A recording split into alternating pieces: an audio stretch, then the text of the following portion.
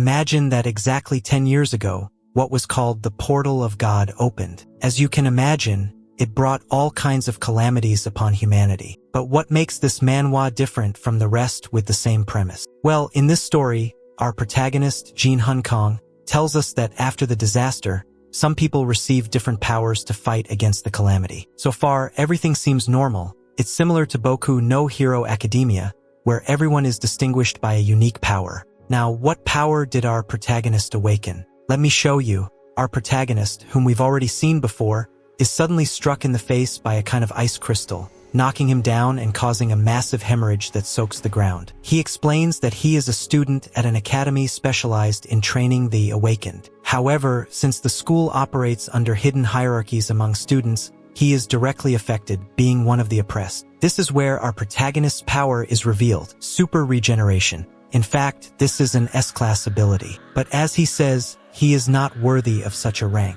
Why? Because although he can regenerate, the process is incredibly painful. That means his suffering is doubled, first from the injury and then from the excruciating regeneration process. Furthermore, this ability is quite rare, and little is known about it. But the worst part, aside from the pain, is that the bullies in his class take advantage of it. They don't hold back, treating him like their personal punching bag, beating him as much as they want. Since his wounds heal quickly, there is no evidence of the violence he suffers. No teacher, no police officer, no one can do anything because the government is responsible for the awakened. The only reason the protagonist is still alive is because of his beloved mother. While still working at a cafe, she welcomes him home and asks if he has eaten, offering him food. As he eats, he recalls how his father died when he was just 5 years old. His mother asks about school, and he tells her everything is fine. Even though the manhwa doesn't explicitly tell us, it's clear why he was shirtless while being bullied. The protagonist says that if he graduates, he could become a hunter. Though the salary wouldn't be high,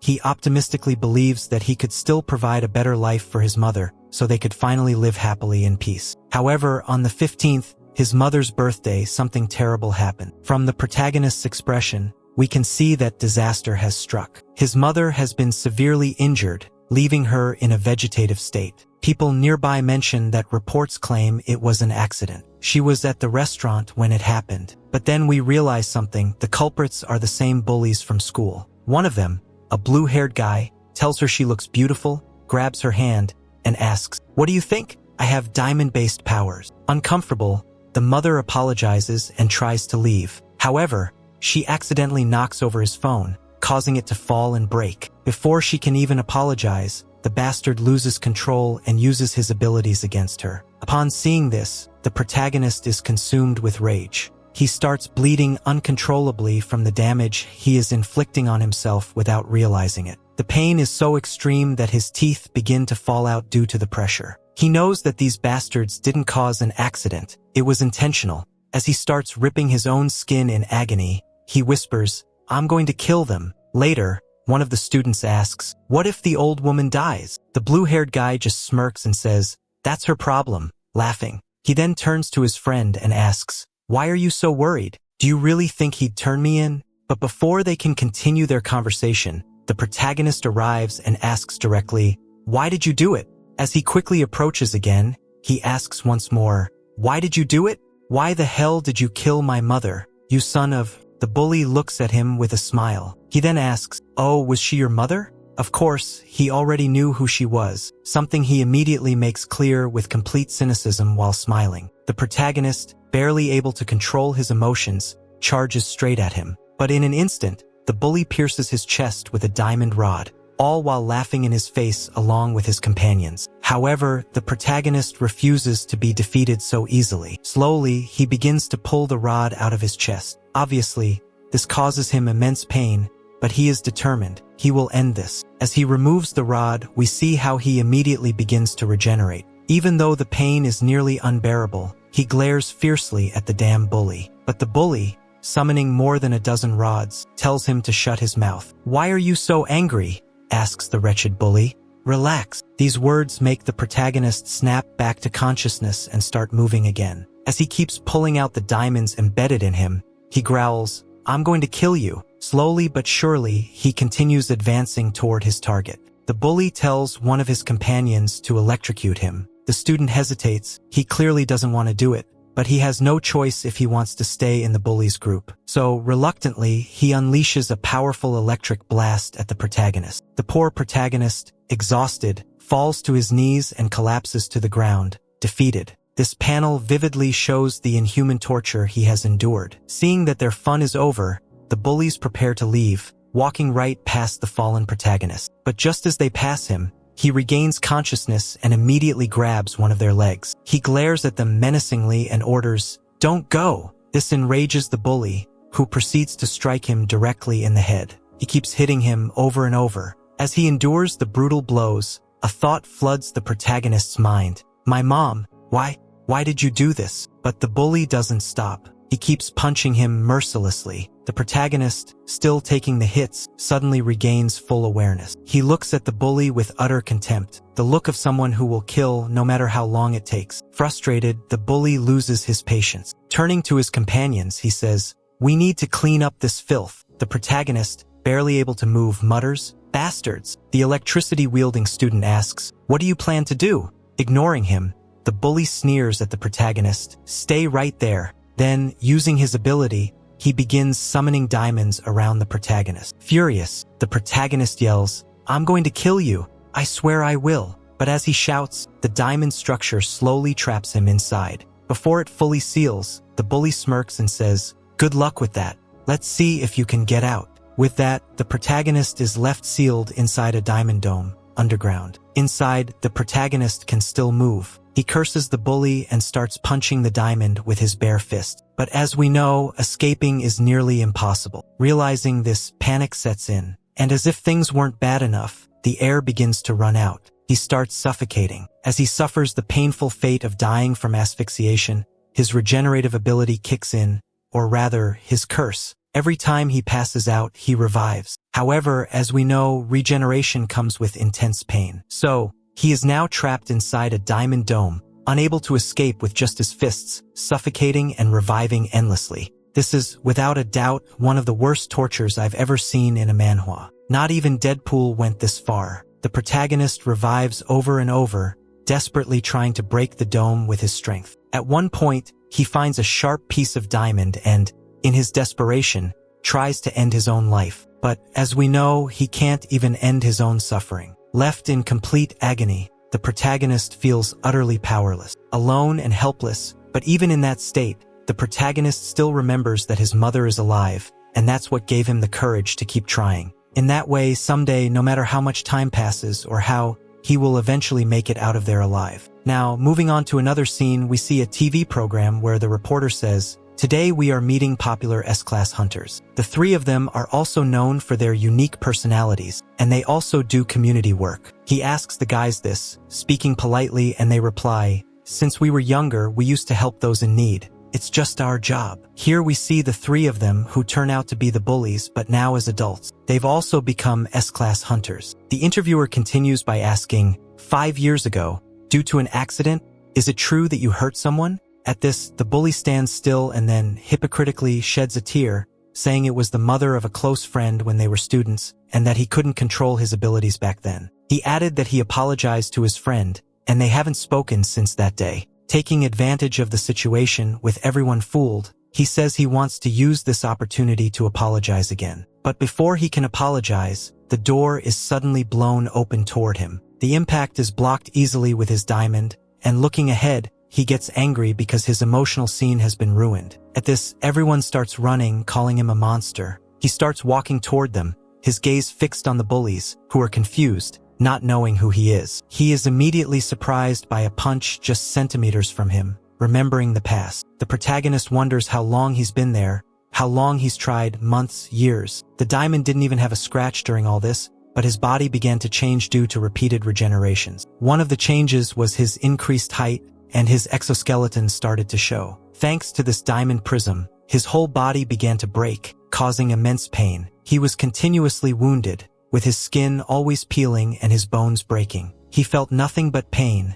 and all of this repeated day after day without rest. The protagonist died countless times, enduring the worst pain, but still he continued, motivated by his thirst for revenge. Gradually, his diamond began to crack. Now, in the present, we see the protagonist recalling those last words and the time he was buried miserably. Now, he faces the ones responsible for his agony and says to them, "I did it, sons of..." We see the blue-haired guy starting to recover from the impact, while the one controlling electricity gets into a defensive stance, attacking with a powerful thunderbolt, but the protagonist, taking the blow, is only slightly harmed. Remembering everything he's been through, the protagonist sees this as nothing. With that, he charges at the first of the three and kicks him in the head. The other two, seeing his friend's head flying through the air, fall silent, knowing that whatever they have next to them is a total threat. The one with the rock power gets serious and quickly traps the protagonist in a stone dome, but once again this is nothing for the protagonist,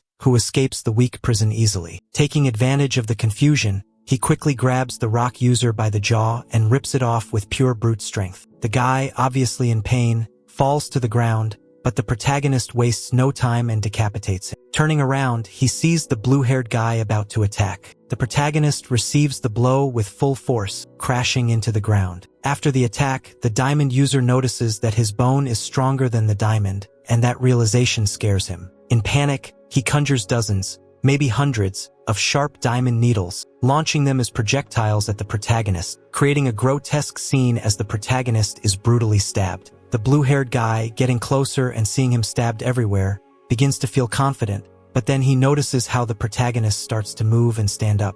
This scares him, as the protagonist's thirst for blood and revenge is evident. In front of the blue-haired guy, the protagonist starts pulling the diamond needles out of his body. The blue-haired guy, now really serious, puts on a diamond suit that covers almost his entire body, feeling confident that he can fight calmly now. And this is how it starts. The protagonist begins to get beaten up. With attack after attack, we even see how one of his eyes is knocked out. But of course, it's not over yet.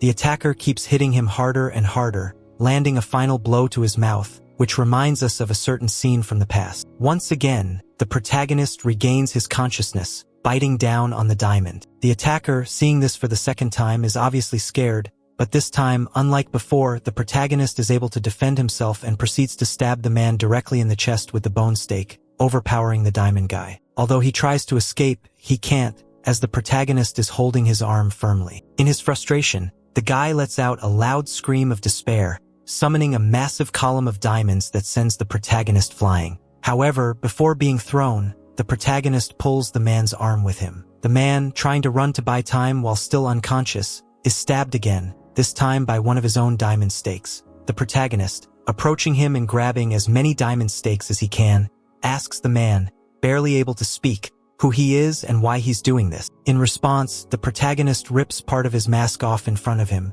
showing the bastard that he was the same person whose mother was killed and who was locked away. After revealing this, the protagonist starts hitting him back, returning every blow he had received. In the final, ironic scene, we see how the man dies from all the damage. The protagonist, having completed his mission, stands still, staring at the bodies of those he killed. Looking at his reflection in the pool of blood, he realizes how much he's changed.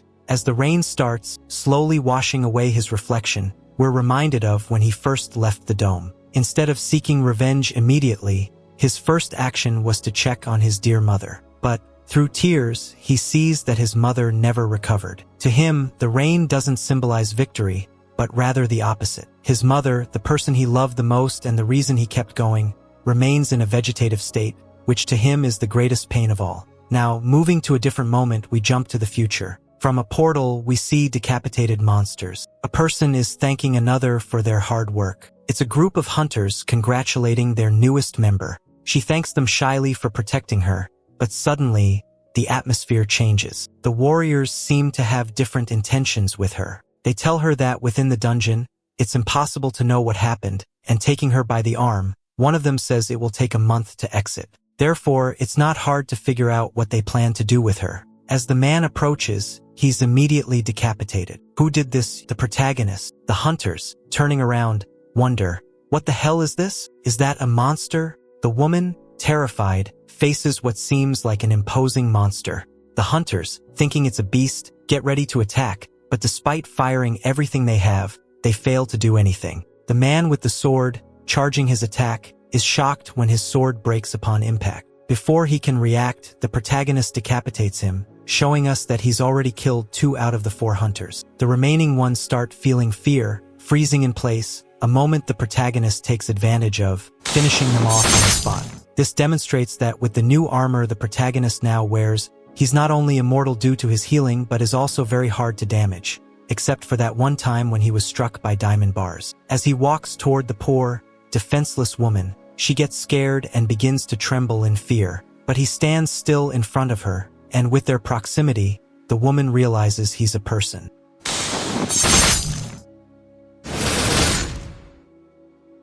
Calming down, she answers his question about who she is. She says that she's the president of the Hunter Association of Korea, and her name is Shim. She tells him she's been watching him since the incident 5 years ago, which causes the protagonist to react abruptly. She is about to kill him, but before she can attack, she says, "Your mother can still be saved." This causes her attack to be immediately diverted. This shows us that if it hadn't been for what she just said, she would have killed him on the spot. He, confused, asks, "What do you mean, my mother? Can I wake her up?"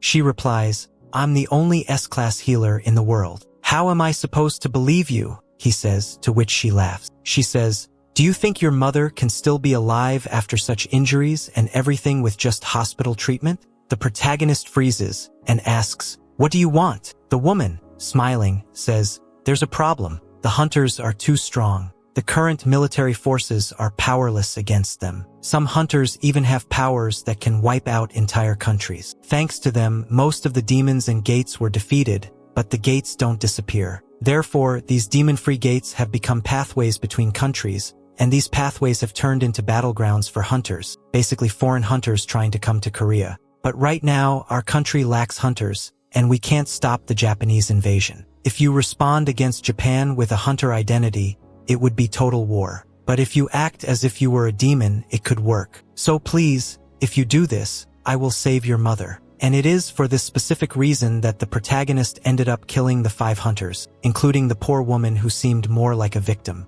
But in the end, it will be worth it for the protagonist because all of this is for his beloved mother, and as long as he has the chance to save her, he will kill anyone who gets in his way. All of this, even though it costs him to become a bloodthirsty demon in the process. Now, moving to another place, specifically to Japan at the Prime Minister's residence. The Prime Minister is speaking and says, "Answer me one thing. Is there any high-class monster inside the gate?"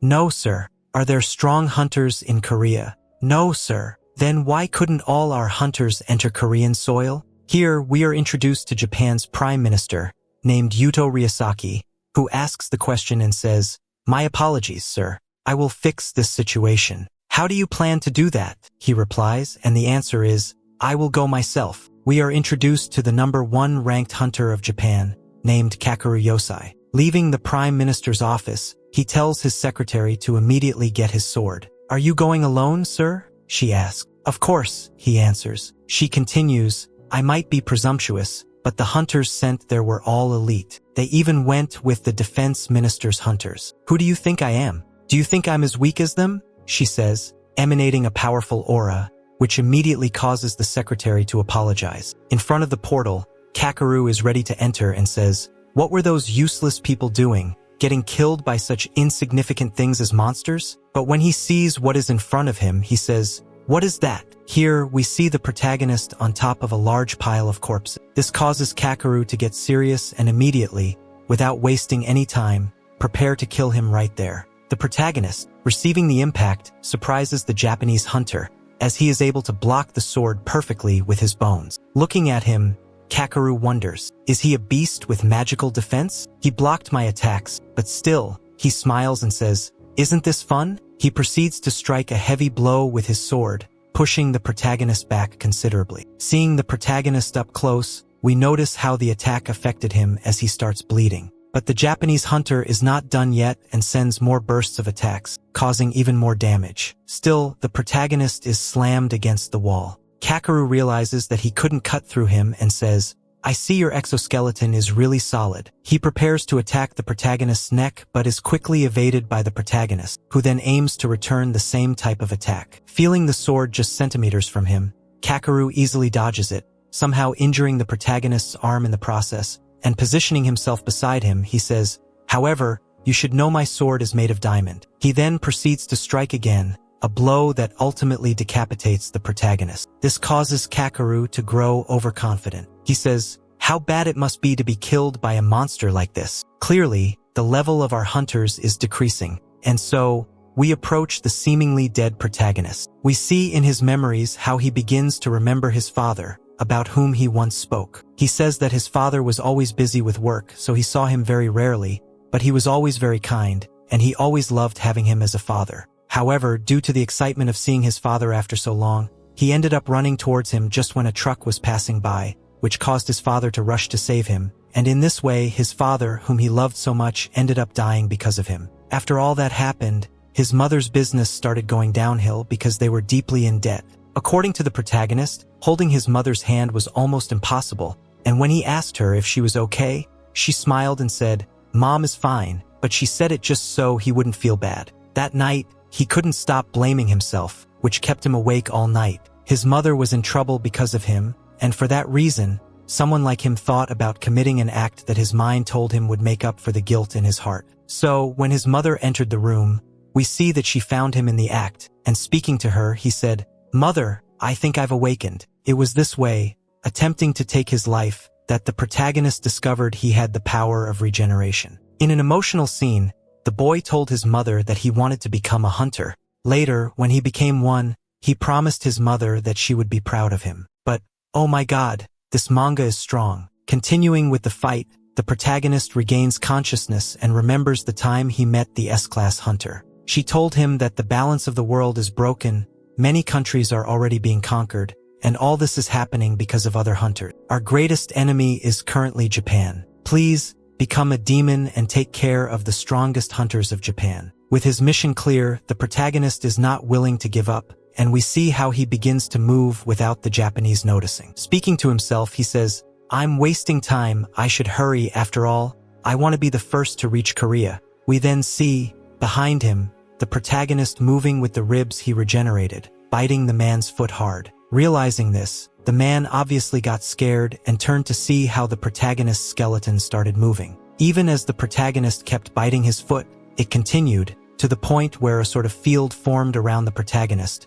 preparing for a powerful attack. Then, teleporting, we see the protagonist awaiting the incoming attack. Looking around, we notice there are multiple shadows running around him, materializing into many clones. These clones end up cutting the protagonist so many times it would be a waste of time to count them, leaving him practically reduced to pieces of flesh. The attack was so strong that even the nearby portal was blown away by the shockwave, cutting through many rocks on the mountain. Definitely, this attack was of colossal level. And so, within what would be another dungeon, we see how the floor was left all scarred, and even the ground was cut perfectly into square blocks due to the power of the Japanese. The last one walking says, "Damn, that bastard broke my leg. Now I'm going to have to go out with one leg." The guy, feeling the attack, senses the fear and turns around. We see how the protagonist has no flesh left, yet remains firm to complete his mission of killing him. The guy starts to get nervous, drawing his sword again, and we see how he charges straight at the protagonist. Then, in another place, a few days later,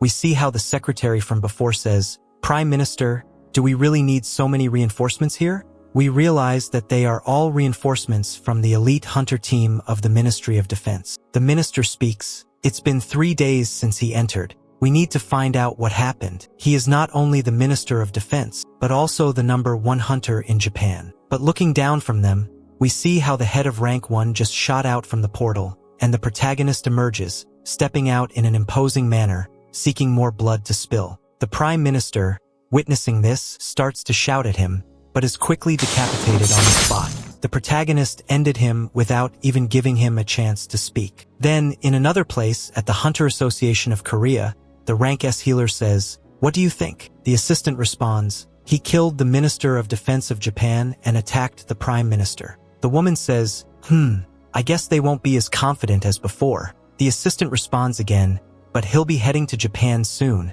and she says, "Aren't you curious?" Returning to the battle, when the Prime Minister was decapitated, we see how from the head a kind of flesh and a fist emerge, striking the protagonist directly, slamming him to the ground. That blow was actually caused by the Prime Minister, which means he also possesses super regeneration. The attack was so powerful that it shattered the ground like an explosion of flames. The protagonist, facing such power, loses consciousness, and the Prime Minister, emerging, shows how a kind of greenish-yellow flame begins to emanate from his body. Here, the rank S healer reveals important information. The Prime Minister of Japan, Yudo Ryosaki, is actually the number 0 hunter of Japan, meaning he is the strongest in the country, also categorized as a triple rank hunter. Alright guys, I'll leave the reading here, so I hope you liked it as much as I did. If you want a second part, you know what to do. Give a like, share, and subscribe. That would really help, and it would motivate me to continue. Alright guys, until next time.